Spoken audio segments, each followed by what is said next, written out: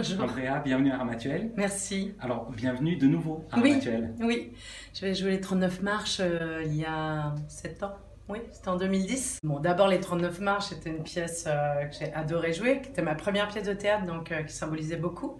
Et puis Ramatuelle, l'accueil de Ramatuelle, hyper chaleureux, les coussins, donc ça a été une ovation géniale. Non, c'est un très très beau souvenir.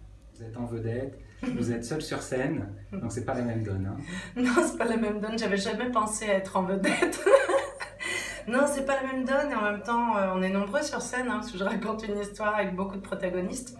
Je suis un pistil. Je suis un pistil. Je suis un pistil. Je suis un pistil. Stop, stop, stop, stop, stop. Ou du Benjamin. Benjamin. Pistil. C'était quelque chose que j'avais envie d'accomplir dans ma vie d'artiste un jour. Et Éric Métayer, mon metteur en scène, étant un peu spécialiste en la matière, je me suis beaucoup inspirée de lui et il m'a donné beaucoup aussi. Et c'était important pour moi de raconter cette histoire. Elle est banale, mon histoire, quoi. Ouais, c'est ça, maman. Il n'y a pas de quoi fouetter un chat. Non, non, mais j'adore tes expressions. La danse? C'est avec la danse que j'ai commencé à fuir. Est-ce que vous avez joué ce spectacle en plein air déjà? Oui, je l'ai joué au Festival d'Anjou, l'année dernière. Ça fait une différence parce que vous créez une certaine intimité, là il y a le ciel au-dessus, c'est un avantage? Oui, je sais pas, ça crée une différence. Enfin, ce qui fait un spectacle, je crois que c'est son histoire et son public. Et à partir du moment où le public et l'artiste sont bienveillants l'un avec l'autre, en fait, que ce soit en plein air ou vraiment dans le noir d'un théâtre, finalement, je crois que du moment que l'énergie circule, moi ça me va. Enfin, ça me perturbe pas vraiment d'être en plein air. Au contraire, je trouve ça plutôt agréable. Et non, j'apprécie bien moi ça.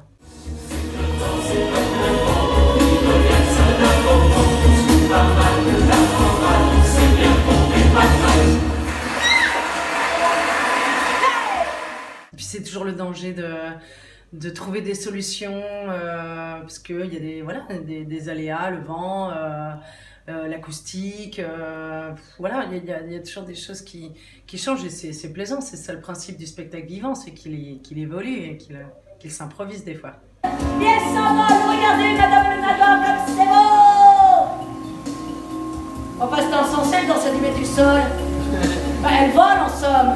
Mais oui, mais elle fait de psychanalyse. Elle raconte ses souvenirs. Elle extrapole les bons souvenirs. Regardez, elle redescend. Elle part là-bas. Le fait d'en faire un film, ça devient un film maintenant, c'était une adaptation importante. Ah oui. Passer du spectacle vivant, qu'est-ce que vous cherchez, qu'est-ce que vous gagnez au cinéma? Je ne sais pas si on gagne ou si on perd. En fait, on fait quelque chose de différent. Nous, il nous tenait à cœur quand on voit l'histoire de ce spectacle et tout l'amour qu'a reçu ce spectacle, et que l'amour que j'ai reçu moi aussi par rapport à ce public si bienveillant. Très bien. En même temps, c'est exactement la même chose que l'autre, là, hein. Ah ben là, voilà. Là, moi, c'est différent. C'est nul. Oh mon Dieu, mais ne te vexe pas. Tu n'as que des progrès à faire. Et ça, c'est positif. Bon, Benjamin, se détend un petit peu. On desserre les petites mâchoires, on desserre les petites grippes sur la barre, parce que là, tu vas faire des marques, elle est toute neuve, là. Oh. On a beaucoup travaillé pour adapter, pour développer des personnages, pour les prendre dès l'enfance, ou développer le père, par exemple, qui n'est pas très présent dans le spectacle, retrouver Manu à l'enfance, retrouver Ben adulte. Enfin, il y a plein de personnages comme ça qui évoluent énormément dans le film, qui ne sont pas forcément dans le spectacle. Et ce sont d'autres axes, en fait. Il y a toujours l'onirisme, il y a toujours l'humour. Maintenant, évidemment, il y a une petite Odette, il y a cette petite fille absolument magnifique qui subit des choses voilà, vous connaissez le thème du spectacle, donc l'humour n'est pas si puissant que ça peut être sur scène, je crois, hein.